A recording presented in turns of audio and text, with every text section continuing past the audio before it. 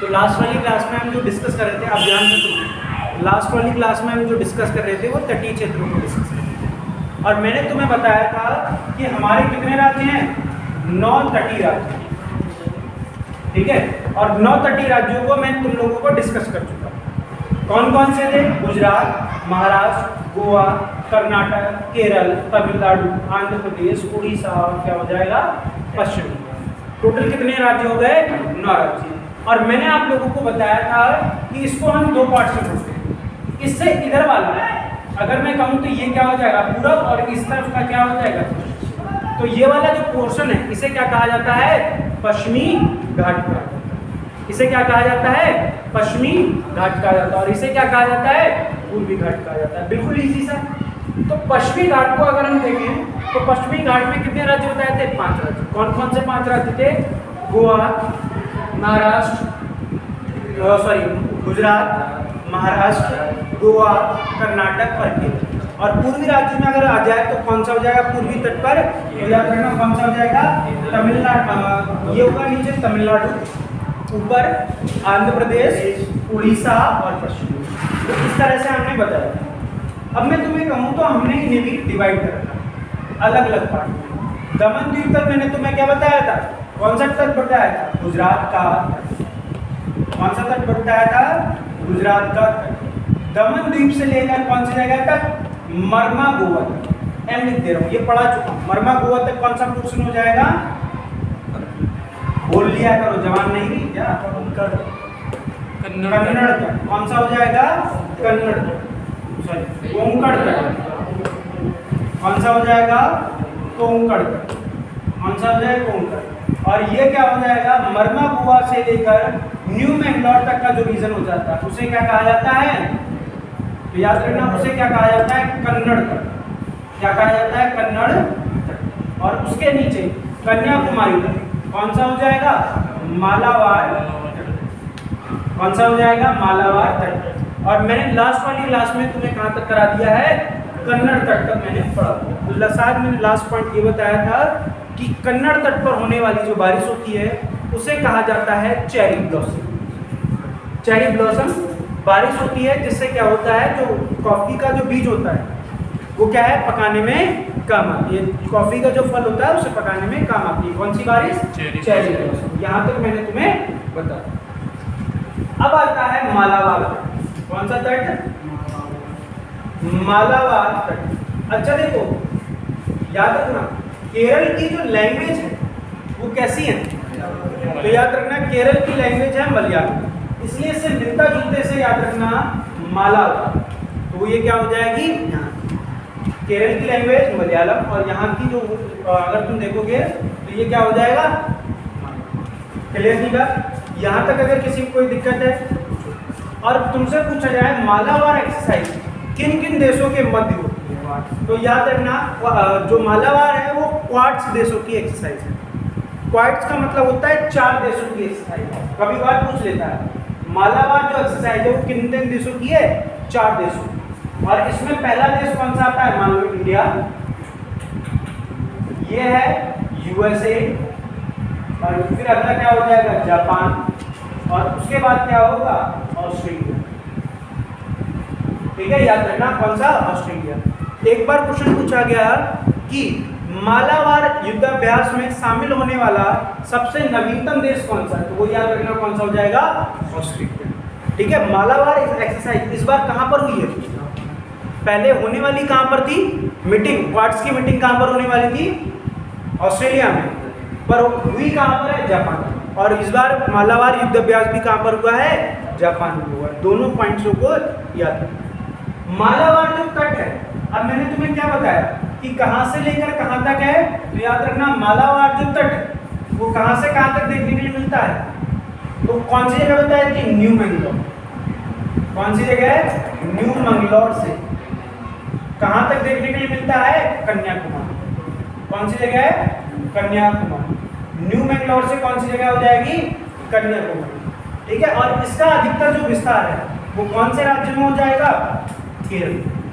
कौन से राज्य में हो जाएगा, केरल राज्य में। इसीलिए अधिकतर विस्तार केरल में होने की वजह से इसे क्या कहा जाता है, याद रखिए। अच्छा, केरल के बारे में तुम लोग क्या जानते हो? केरल के बारे में सबसे पहला पॉइंट ये बनता है कि केरल को हम क्या कह देते हैं? मसालों का बगीचा। क्या कहा जाता है? मसालों का बगीचा। किसे कहा जाता है? देवताओं की भूमि या देवताओं का देश किसे कहा जाता है? तो केरल को ही कहा जाता है। ठीक है, तो केरल मसालों का सबसे ज्यादा उत्पादन करने वाला राज्य कौन सा हो जाएगा? केरल। इसके बाद अगला पॉइंट मैं तुमसे कहूं रबड़ का, बहुत पूछा था, रबड़ का सर्वाधिक उत्पादन करने वाला राज्य कौन सा हो जाएगा? केरल। दुनिया में कहूं तो दुनिया में सबसे ज्यादा रबड़ का उत्पादन करने वाला देश कौन सा हो जाएगा? पहले पर कौन सा हो जाएगा? थाईलैंड। और दूसरे पर कौन सा हो जाएगा? इंडोनेशिया। अगला पॉइंट आता है कि इसी के बाद नारियल का सबसे ज्यादा उत्पादन करने वाला राज्य कौन सा हो जाएगा? तो वो भी कौन सा हो जाएगा आपका? केरल। यहां तक किसी को कोई दिक्कत? तो अब यहाँ पर केरल का एक इंपॉर्टेंट पोर्ट पड़ता है, इसका नाम है, यहाँ पर तुम देखोगे अगर मैप हो तो यहाँ पर देख लो कोचीन पोर्ट होगा। कौन सा पोर्ट होगा? कोचीन पोर्ट। कोची या कई जगह कोचीन मिलता है, वैसे कोची लिखा जाता है। ठीक है, तो मैं कोची लिखा। कोची जो है उसके बारे में अगर तुम देखो तो कोची पोर्ट को क्या कहा जाता है? अरब सागर की रानी। क्या कहा जाता है? अरब सागर की रानी। किसे कहा जाता है? तो याद रखना अरब सागर की रानी भी कोचीन पोर्ट को क्या कहा जाता है? अरब सागर की रानी कहा जाता है। क्लियर थी बात? यहाँ तक किसी को कोई दिक्कत है तो पूछो। इसके बाद अगला, इसे कोचीन के बारे में मैं कहूँ तो कोचीन पोर्ट को क्या कहा जाता है? ठीक है, कोचीन पोर्ट को अगला क्या कहा जाता है? मसाला बंदरगाह। कोचीन पोर्ट को क्या कहा जाता है? मसाला बंदरगाह। किसे कहा जाता है? कोचीन पोर्ट को मसाला बंदरगाह के नाम से भी जाना जाता है। अच्छा, ये बताओ दुनिया में कॉफी का पोर्ट किसे कहा जाता है? ब्राजील में। कौन सा है बेटा? फेजेंटा थोड़ी ना, सेंटोस जो है वो क्या होगा? कॉफी का। और भारत में कॉफी का मैं तुमसे कहूँ कि भारत में कॉफी बंदरगाह कौन सा है? देखो मैंने तुम्हें कई सारे बात बताए थे, जैसे मैं तुमसे कहूँ कि भारत का सबसे बड़ा बंदरगाह मुंबई पोर्ट। मैंने तुमसे कहा भारत में अगर मैं कहूँ काजू बंदरगाह कौन सा हो जाएगा? मरमा गोवा पोर्ट। मैंने तुम्हें क्या बताया? भारत में अगर मैं तुमसे कहूँ कॉफी पोर्ट तो वो कौन सा हो जाएगा? न्यू मैंगलोर। और भैया भारत का मसाला बंदरगाह वो कौन सा हो जाएगा? कोची। क्लियर नहीं बात? यहाँ तक याद रखना। और भैया तुम्हें एक डेट भी याद रखनी है, थोड़ा सा हिस्ट्री का बैकअप ले रहा हूँ। तुम्हें एक डेट याद है? 1498 क्या हुआ था इससे? तो भैया इस साल कौन आया था? वास्को डी गामा नामक पुर्तगाली जो नाविक था वो क्या हुआ था? भारत पर। और कौन से तट पर आया था? कालीकट में आया था। कौन सी जगह पर आया था? कालीकट। और कालीकट ही क्या है इस समय वर्तमान में कौन सी जगह पर देखने के लिए मिलता है? मालाबार। तो याद रखना वो आया कहाँ पर था? इसी तट पर। तो ये चीज़ आप लोग याद रखना। क्लियर नहीं बात? इसके बाद यहाँ पर अगर मैं तुमसे कहूँ इस तट पर एक झीलें पाई जाती हैं। ठीक है, क्या पाई जाती हैं? झीलें। और इन झीलों को कई सारे नामों से जाना जाता है। वैसे होती लैगून झील।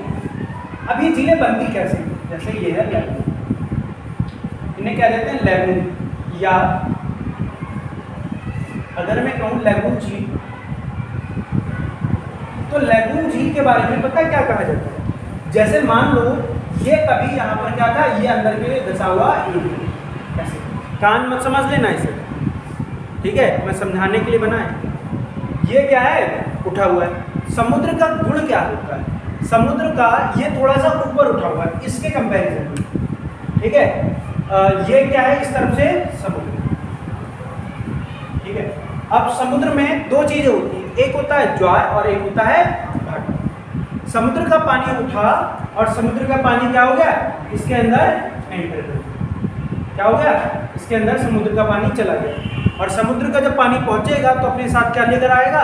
रेत लेकर आएगा। रेत लेकर आया और इसको क्या कर दिया? ग्राइंड। और बनाने के बाद इसमें क्या कर दिया, बंद कर दिया। कुछ छोटा सा पोर्शन छूटा ये बंद हो गई लगभग।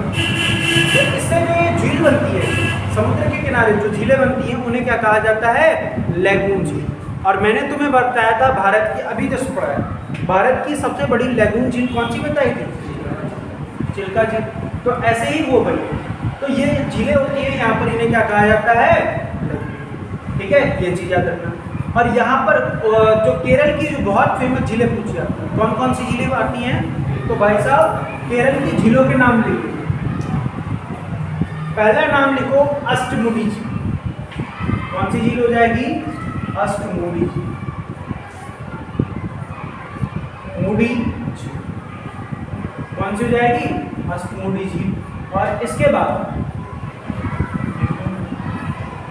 वेमनाड झील। कौन सी झील हो जाएगी, वेमनाड झील। और वेमनाड झील के बारे में ब्रैकेट में लिख लेना, सबसे लंबी झील, भारत की सबसे लंबी झील कौन सी है, तो याद रखना कौन सी हो जाएगी, वेमनाड जो झील है वो भारत की क्या हो जाएगी, सबसे लंबी झील। ये बहुत पूछा जाता है कि भारत की सबसे लंबी झील कौन सी है, तो याद रखना कौन सी हो जाएगी, वेमनाड झील। क्लियर इतनी बात। इसी के बाद अगला तुम लिख सकते हो पुन्नारमदा। क्या नाम लिख सकते हो, पुन्नारमदा झील। बहुत पूछा जाता है कौन सी झील है, पुन्नारमदा। अच्छा तुम लोग मुझे एक चीज बताओ, तुम में से कितने लोग जानते हो कि कितने लोगों ने बागी मूवी देखी है, सबने देखी।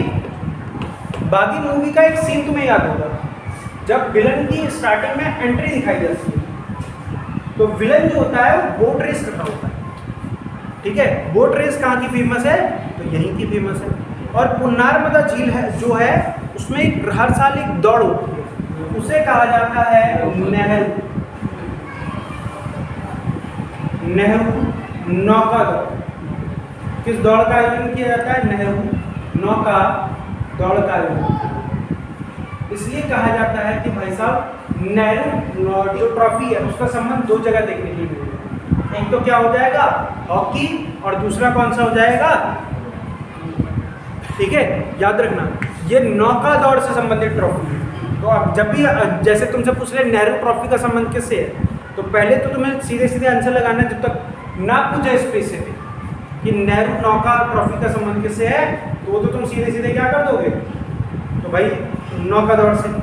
और जब तुमसे कहते हैं नेहरू ट्रॉफी का संबंध किससे है और तुम्हारे पास ऑप्शन ना हो हॉकी ना हो ऑप्शन में, तो तुम्हारा क्या हो जाएगा। ऐसे ही इससे पूछा जाता है एक और का नौका दौड़ से, वो है एडमिरल का।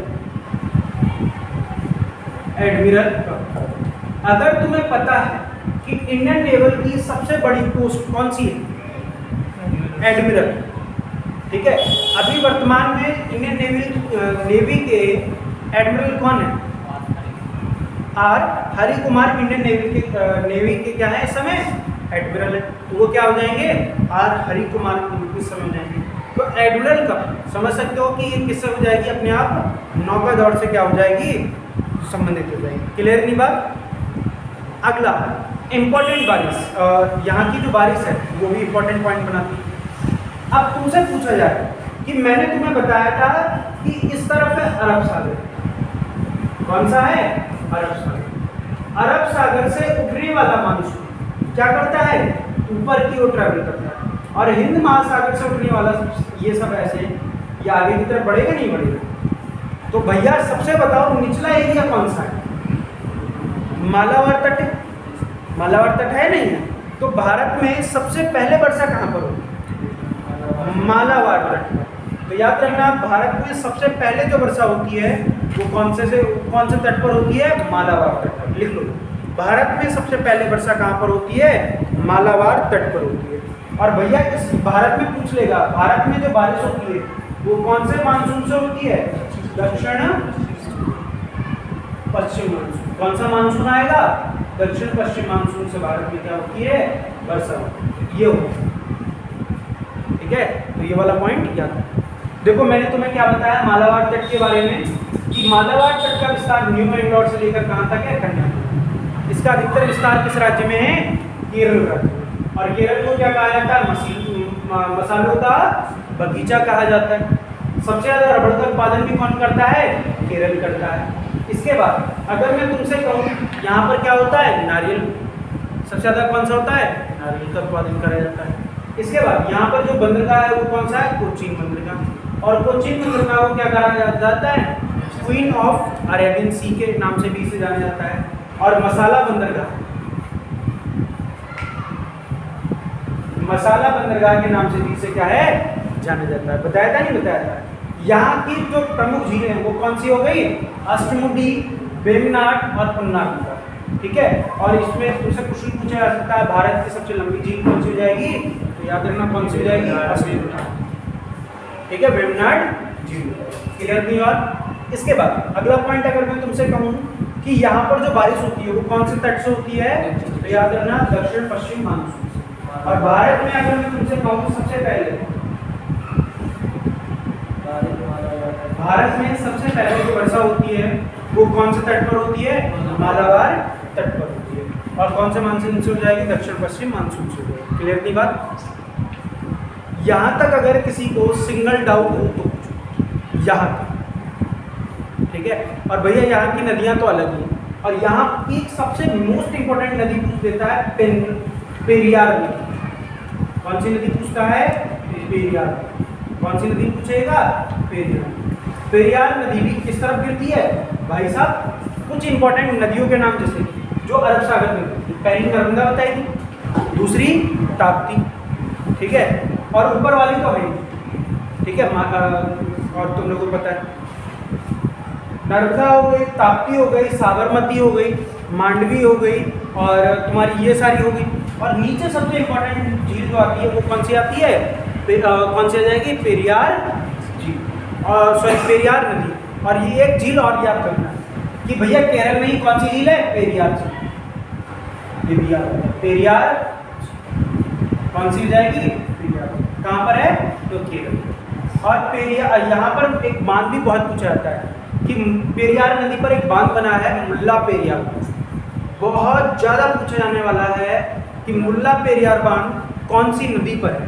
तो याद रखना पेरियार नदी, ठीक है। और ये भारत का सबसे प्राचीनतम बांधों में काउंट करा जाता है मुल्ला पेरियार, ठीक है।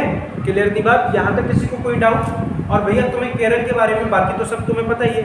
केरल को क्या कहा जाता है? जब मैंने पश्चिमी घाट पढ़ा है, केरल में जो है, मैं यहाँ पर लिख देता हूँ, केरल में जो है वो पश्चिमी घाट का विस्तार है। और यहाँ पर जो क्या होती है, भारत में सबसे ज़्यादा जैव विविधता पाई जाती है पश्चिमी घाट में पाई जाती है। तो केरल में एक जगह पड़ती है जिसे क्या कह देते हैं? मूक घाटी। मूक घाटी या क्या कह देते हैं? साइलेंट। कौन सी? साइलेंट। पूछ लेगा साइलेंट वैली किस राज्य में है, तो वो क्या हो जाएगी? केरल राज्य में। ये भी मैं तुम्हें पढ़ा चुका, इसलिए मैंने इसे लिखवाना ठीक नहीं समझा, पर रिवाइज करवा दें। यहाँ तक अगर किसी को कोई दिक्कत है तो बेटा पूछो, फिर वरना मैं पूर्वी घाट को शुरू करूँ। तो समझ गए कितने हो जाएंगे? गुजरात। अच्छा, गुजरात के मैदान को कितने भागों में बांटा गया है? 3। कौन कौन से? कच्छ का रण, काठियावाड़ और गुजरात का कोंकण तट। फिर कौन सा हो जाएगा? कन्नड़ तट, और कन्नड़ तट के बाद कौन सा हो जाएगा? मालाबार। रफ करूँ बेटा इसे? यहाँ तक अगर किसी को कोई सिंगल डाउट है तो पूछो जल्दी। इसके बाद अगला जो हम बात करने वाले हैं, पूर्वीय तटीय मैदान। कौन सा हम पोर्शन शुरू कर रहे हैं? पूर्वीय तटीय मैदान। हेडिंग डालो, पूर्वीय तटीय मैदान।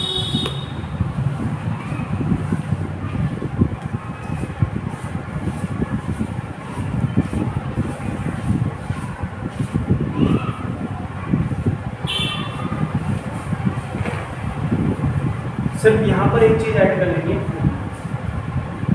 पूर्वी तटीय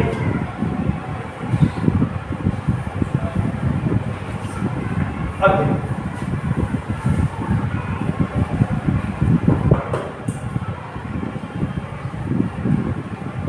ठीक है, मैंने तुम्हें बताया पूर्वी तट का विस्तार कितने राज्यों में है, तो अभी मैंने बताया 4 राज्य। कौन कौन से हैं? नीचे से देखोगे तो कौन सा हो जाएगा? तमिलनाडु। उससे ऊपर बढ़ोगे तो कौन सा हो जाएगा? आंध्र प्रदेश। आंध्र प्रदेश से ऊपर बढ़ोगे उड़ीसा, और उड़ीसा से ऊपर बढ़ोगे देखो यहाँ पर मैंने बताया कि उस दिन मैंने तुम्हें बताया था कि यहाँ पर कौन सी जगह से हम तटीय विस्तार देखते हैं। कच्छ के रण से लेकर यहाँ पर एक नदी पड़ती है, कौन सी? स्वर्ण रेखा। कौन सी नदी? स्वर्ण रेखा। तो हमने यहाँ पर इस तरफ हमने फोटो को अपना वो बनाया था विभाजन का, पर यहाँ पर जो हम विभाजन का जो रास्ता बनाते हैं वो क्या है? कृष्णा नदी, कृष्णा गोदावरी, दो नदियाँ आती हैं, कृष्णा और गोदावरी। इसे कहा जाता है केजी बेसिन। KG basin. अच्छा ये बताओ कि कितने लोगों ने एक मूवी आई थी जिसका नाम था केजीएफ? कितने लोगों ने देखी थी? देखी थी? बहुत बढ़िया। बता बेटा, देखी थी? फुल फॉर्म बता दे केजीएफ। नहीं पता? हाँ बता बेटा। शायद ही कोई होगा भैया जिसने, हाँ, कोलार गोल्ड फैक्ट्री, कुछ सही किया। हाँ, और कोई बताना चाहेगा? हाँ बेटा, इसका नाम है कोलार गोल्ड फील्ड, और ये कहाँ पर है? कर्नाटक में, याद रखना। और वास्तविकता में यहाँ से सोने का उत्पादन किया जाता है। पिक्चर देख रहे हो, कुछ सीखो उससे, ठीक है? अब रॉकी मत बन जाइए कहीं, पता चले।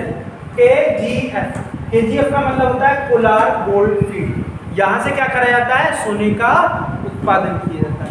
और भैया सोने के उत्पादन में तुम्हें पता है कौन है? तो ये, ठीक है? इसलिए क्योंकि बेटा जब कोई पिक्चर बनाई जाती है तो उसको बनाने से पहले पिक्चर के बारे में रिसर्च करी जाती है। ऐसे ही कोई पिक्चर कहीं पर भी नहीं बना दी जाती, इसलिए उनको मैनेज करा जाता है, ठीक है? समझ गए? तो ये क्या हो जाएगा? KG basin. अच्छा, केजी बेसिन की फुल फॉर्म क्या हो जाएगी? कृष्णा और गोदावरी बेसिन। जहाँ पर ये दोनों नदियाँ आकर मिलती हैं उसे कहा जाता है कृष्णा गोदावरी बेसिन। इससे ऊपर एक मैंने यहाँ पर एक नदी और बना रहा हूँ, इसका नाम हो जाएगा महान। कौन सी नदी हो जाएगी? महान।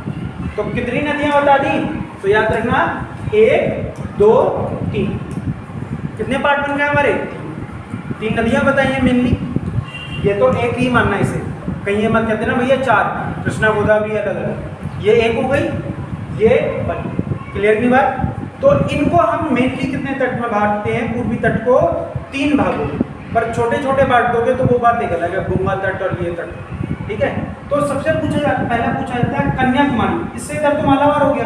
कन्याकुमारी से केजी बेसिन तक का जो रीजन है उसे क्या कहा जाता है? क्या कहा जाता है? कोरोमंडल। क्या कहा जाता है? कोरोमंडल। इसे किस नाम से जाना जाता है? कोरोमंडल। और इससे ऊपर का जो तट है उसे क्या कहा जाता है? उत्तरी सरकार। कौन सा तट कहा जाएगा? उत्तरी सरकार। और इससे ऊपर वाला जो तट है इसे क्या कहा जाएगा? उत्कल। क्या हो जाएगा? उत्कल तट। अब देखो, हर एक तट का विस्तार एक अलग अलग राज्य में, लगभग। कहीं तुम कह दोगे भैया कुछ तो दोनों राज्य, 2-3 राज्यों में, पर लगभग में एक मेन राज्य में बात करूं। जैसे तमिलनाडु में अधिकतर कौन सा फैला हुआ है? कोरोमंडल। आंध्र प्रदेश में कौन सा फैला हुआ है? उत्तरी सरकार। और उड़ीसा को क्या कहा जाता है? उत्कल। और उत्कल के नाम पर ही क्या हो गया? उत्कल तट। तो भाई इस तरह से हम देखते हैं। और इससे ऊपर का जो पोर्शन रह जाता है उसे क्या देते हैं? गंगा तट। क्या देते हैं? गंगा। इस तरह से, ठीक है? याद रखना। सबसे इंपॉर्टेंट है हमारे लिए कोरोमंडल, सबसे इंपॉर्टेंट। सीधे सीधे पूछ लेगा पूर्वी तट को किस नाम से जाना जाता है, तो याद रखना पूर्वी तट को किस नाम से जाना जाता है? कोरोमंडल, ठीक है?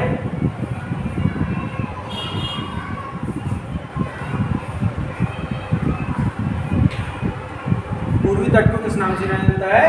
तो कोरोमंडल। बाकी ऑप्शन में नहीं देता, पता नहीं क्यों उसे दुश्मनी है। बाकी इन दोनों को ये ऑप्शन में नहीं देगा, सिर्फ ये देगा। तो पूर्वी तट में यही वाला सबसे इम्पोर्टेंट, ठीक है? तो याद रखना इसे किस नाम से जाना जाता है? कोरोमंडल तट। तो हेडिंग डालो कोरोमंडल तट, हेडिंग डालो कोरोमंडल। कौन सी हेडिंग डाल सकते हो? कोरोमंडल तट।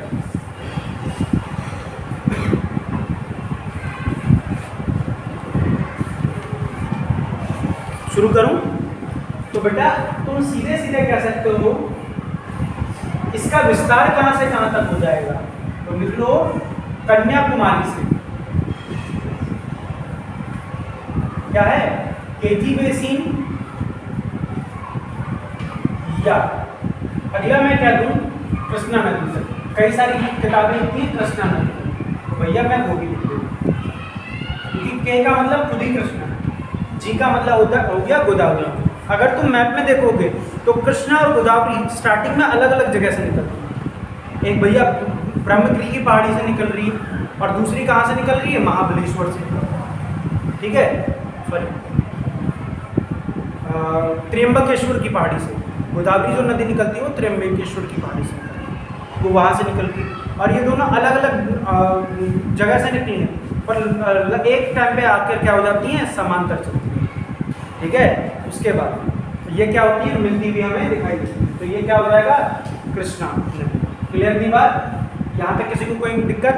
अगला, तो आप केजी बेसिन में क्या लिख सकते हो? पहली चीज, केजी बेसिन के पहले तुम्हारा कोड हो जाएगा कि इसकी झीलें। तुम एक चीज बेटा मैप खोल लो फटाफट से, जल्दी।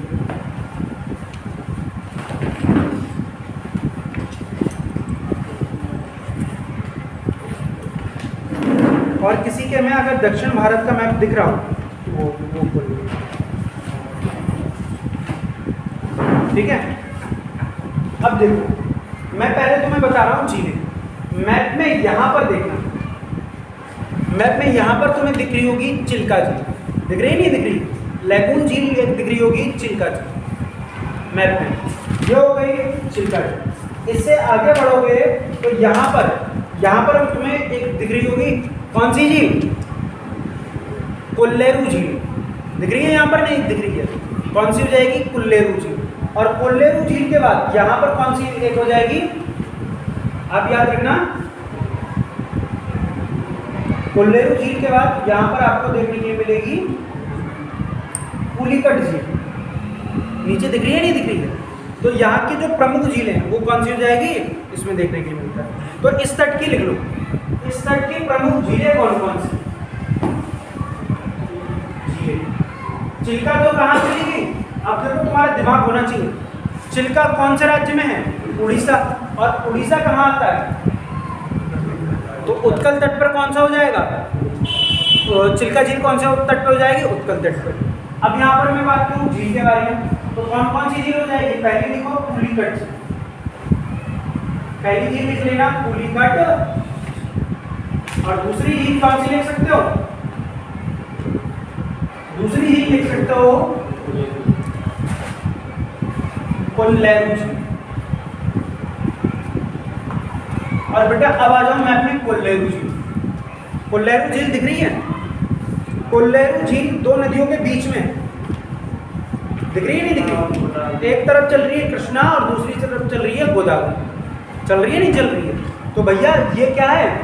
याद रखना, ये कैसी झील है? मीठे पानी।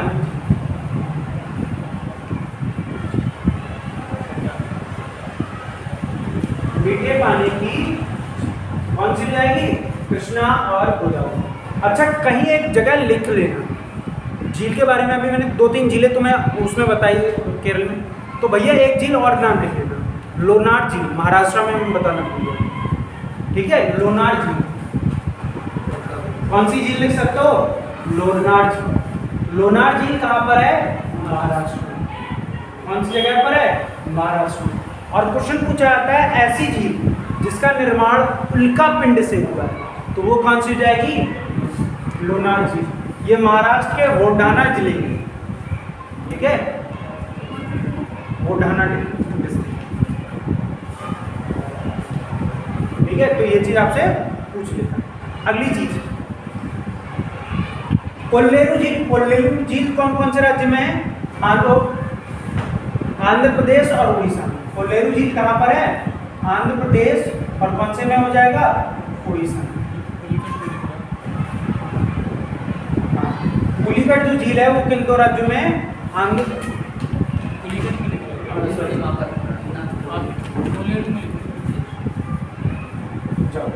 पुलिकट जो है वो तमिलनाडु और आंध्र, तमिल और आंध्रा इन दोनों के बीच। ठीक है, याद रखना। क्लियर थी बात? यहाँ तक किसी को कोई दिक्कत तो पूछो। ठीक है, इसके बाद अगला तुम लिख सकते हो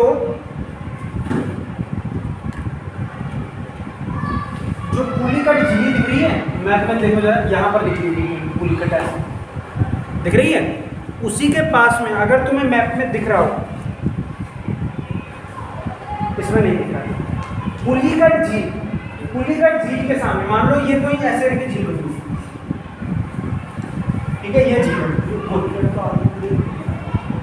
पुलिकट आंध्र प्रदेश और तमिलनाडु के सीमा पर है बिल्कुल।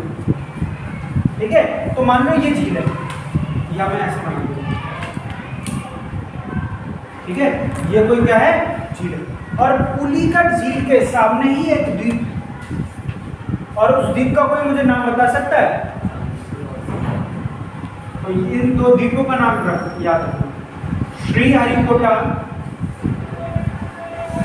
कौन सा द्वीप हो जाएगा? श्रीहरिकोटा। कौन सा द्वीप हो जाएगा? श्रीहरिकोटा द्वीप। या जिसे दूसरा नाम क्या हो जाएगा? सतीश धवन। सतीश धवन अंतरिक्ष, क्या नाम हो जाएगा? सतीश धवन अंतरिक्ष। ठीक है, ये कौन से द्वीप? इसी के पुलिकट झील के सामने। ठीक है, यही। और यहीं से तुम लोगों को पता है कि भैया हमारे यहाँ की एक वो है स्पेस एजेंसी जिसका नाम है इसरो। इसरो यहीं से क्या करती है? भारत में अधिकतर जितने भी रॉकेट को लॉन्च करा जाता है या कोई भी ग्रह को लॉन्च करेगी तो वो कहाँ से करेगी? यहीं से करती है। ठीक है, याद रखना। अगला देखो, तुम लोगों को पता है अभी हमने कौन सा मिशन लॉन्च करा था? चंद्रयान लॉन्च करा था, नहीं करा था? तो चंद्रयान को तुमने देखा होगा कहाँ से लॉन्च कराया गया है? श्रीहरिकोटा या इसी से। ठीक है, ये चीज याद रखना। तो भैया यहाँ पर अब मुझे कोई बताएगा इसरो की स्थापना किस वर्ष हुई थी? तो याद रखना, इसरो की स्थापना कब हुई थी? 1969। ठीक है, कब हुई थी इसरो की स्थापना? 1969। इसरो का मुख्यालय कहाँ पर है? बेंगलुरु। ठीक है, कहाँ पर है? बेंगलुरु में। और मैं अगर बात करूं इसरो के पहले अध्यक्ष कौन थे?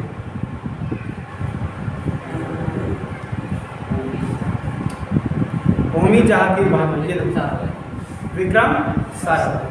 पहले अध्यक्ष किसका माना जाता है? भारतीय एजेंसी या भारतीय अंतरिक्ष का जनक, अंतरिक्ष विज्ञान का जनक। ये पॉइंट भी याद रखना। विक्रम साराभाई को क्या कहा जाता है? नोट कर लेना, विक्रम साराभाई को भारतीय अंतरिक्ष विज्ञान का जनक कहा जाता है। और इसरो के पहले भी हेड कौन थे? विक्रम साराभाई थे। और दूसरे नंबर पर अगर मैं बात करूं तो इसरो के वर्तमान में अध्यक्ष कौन? तो कौन हो जाएंगे? एस सुब्रमण्यम। और इनसे पहले कौन थे? के सिवन। ठीक है, ये चीज याद रखो। तो ये भाई साहब इंपॉर्टेंट पॉइंट। सतीश धवन अंतरिक्ष केंद्र कहाँ पर है? ये सतीश धवन अंतरिक्ष केंद्र श्रीहरिकोटा द्वीप पर स्थित है। और भैया यहाँ पर कौन है? इसरो। क्लियर इतनी बात? यहाँ तक किसी को कोई दिक्कत है तो पूछो। ठीक है, रफ करूँ यहाँ तक? अगला बेटा ये वाला मैं थोड़ा सा क्वेश्चन रखूँगा।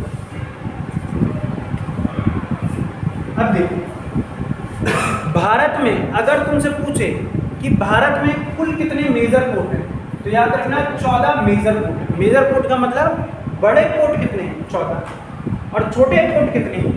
तो याद रखना छोटे पोर्ट कितने? 200 से ज़्यादा।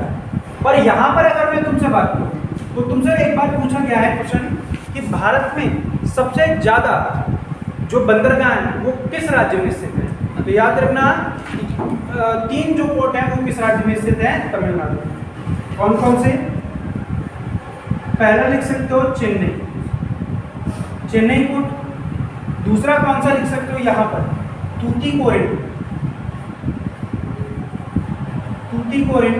और यहाँ पर कहीं तुम्हें दिख रहा होगा एन्नौर, नहीं दिख रहा हो तो कोई बात नहीं। कौन सा दिख रहा होगा, एन्नौर।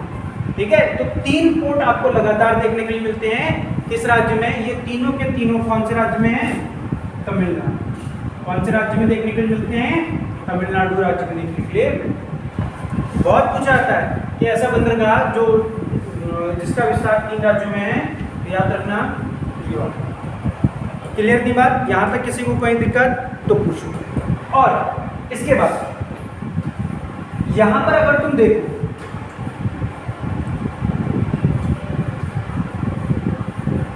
चलो पहले मैं तुम्हें इन पोर्टों के बारे में बताता हूँ। तो लिखो जो तूतीकोरिन बंदरगाह है, पहले लिखो तूतीकोरिन।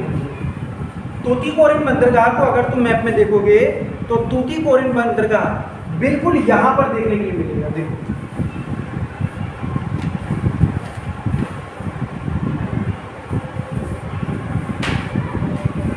बिल्कुल यहाँ पर देखने के लिए मिलेगा। ठीक है, तूतीकोरिन बंदरगाह कहाँ पर देखने के लिए मिलेगा, बिल्कुल इंडिया और श्रीलंका के बीच में। जब तुम देखोगे तो वहां पर तुम्हें कौन सा देखने के लिए मिलेगा, तूतीकोरिन बंदरगाह। और तूतीकोरिन बंदरगाह जब मैं तुमसे कहूं कि मान लो ये है इंडिया, इस तरह बना हुआ, ठीक है, बताइए आ रहा है ना, ठीक है, ये है तूतीकोरिन। और इस तरफ कौन सा एक है,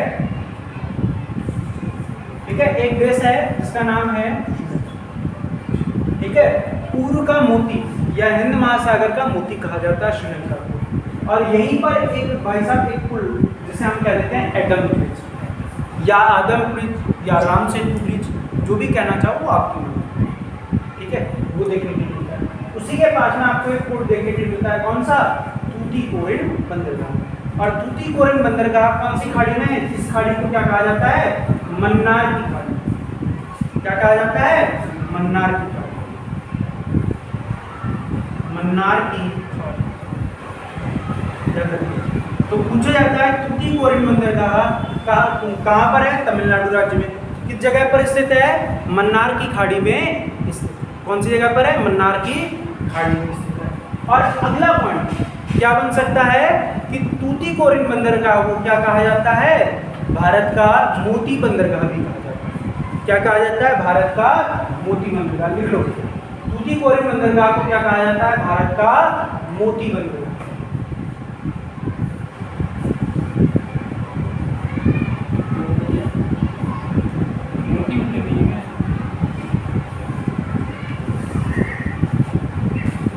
क्या कहा जाता है, मोती बंदरगाह। ठीक है, क्योंकि बेटा इसकी लोकेशन ऐसी जगह है, इसकी लोकेशन और यहाँ पर जो समुद्री जीव है, एक जिसे हम क्या कहते हैं सी, वो बहुत पाया जाता है, जिससे मोतियों का उत्पादन होता है।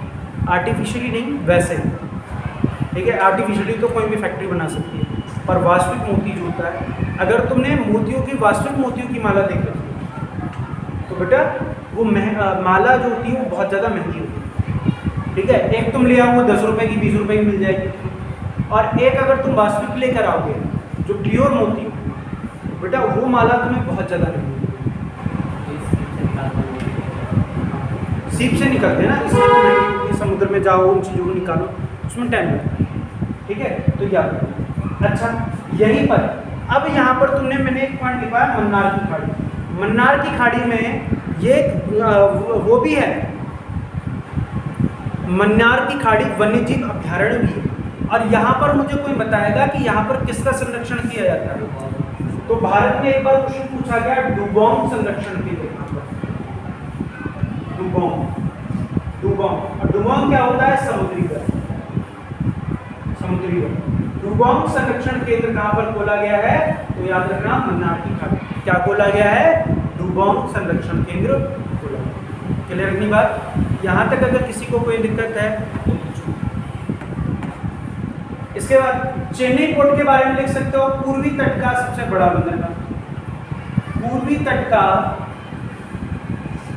सबसे बड़ा बंदरगाह चेन्नई के बारे में। और भैया एन्नौर के बारे में बस इतना याद रखना, ये कौन से राज्य में है, तमिलनाडु राज्य में स्थित है। और इसे भैया डेवलप किसने करा है? तो याद रखना किसने डेवलप करा है? एडीबी,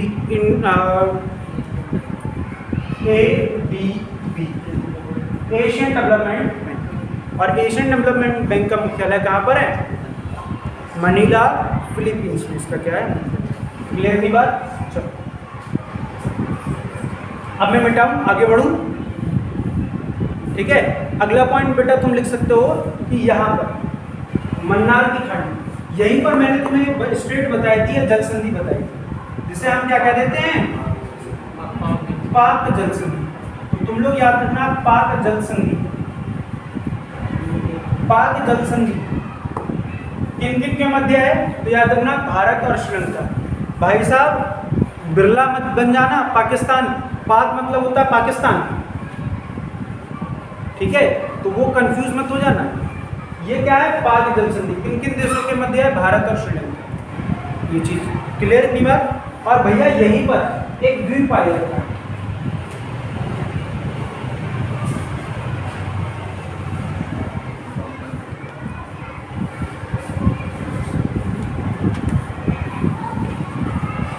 जैसे तुमने यहाँ से आगे बढ़ोगे तो यहाँ पर एक द्वीप बना हुआ है जिस तक ट्रेनें चलती हैं, जिसे क्या कहा जाता है?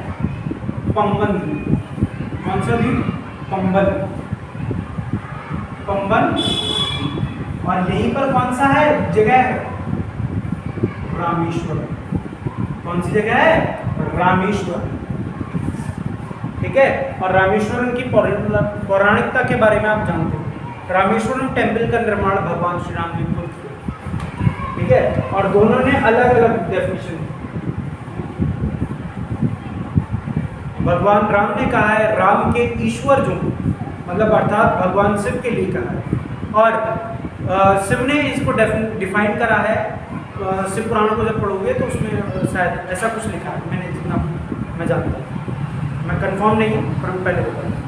ठीक है, उसमें ये कहा गया है कि राम ने कहा है, भगवान श्री राम ने कहा है कि राम के ईश क्या हो गए? रामेश्वर। ठीक है, मतलब अर्थात भगवान शिव।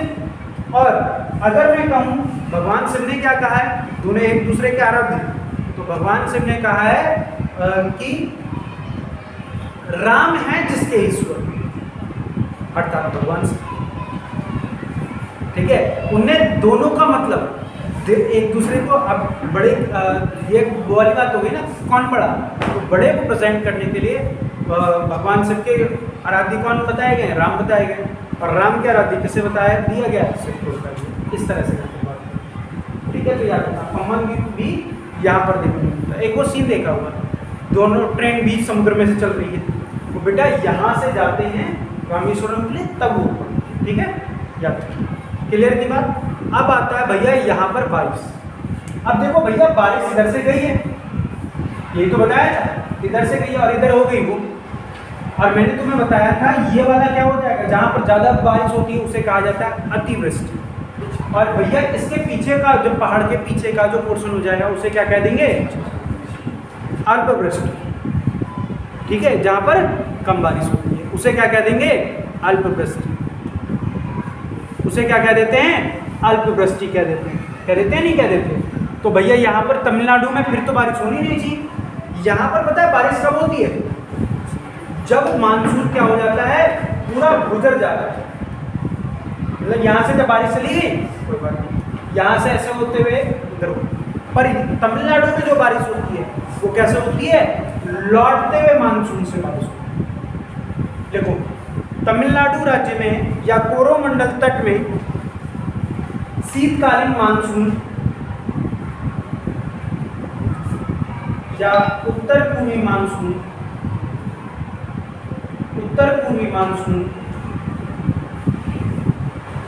शीतकालीन मानसून,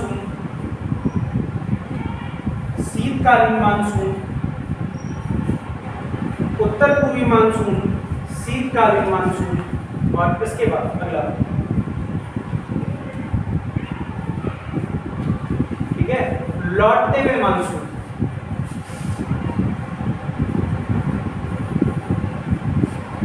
लौटते हुए मानसून से बारिश होती है, या लौटते हुए मानसून से क्या होती है, बारिश होती है। याद रखो कितने, ये सब एक ही के नाम है, ये नहीं कि अलग अलग नाम। तो ये अगला तुम्हारा क्या होगा, लौटते हुए मानसून से। अब ये तमिलनाडु में बारिश करेगा और क्या करेगा, वापस चले जाएगा। तो अब बताओ भारत में सबसे अंत में बारिश कहाँ पर होती है, तो याद रखना भारत में सबसे अंत में बारिश कहाँ पर होती है, तमिलनाडु राज्य में। भारत में सबसे लास्ट में कहाँ पर बारिश होती है, तमिलनाडु राज्य में। ठीक है, क्लियर इतनी बात। चलो तो आज के लिए फिर इतने, और अगर किसी को कुछ पूछना है तो पूछो।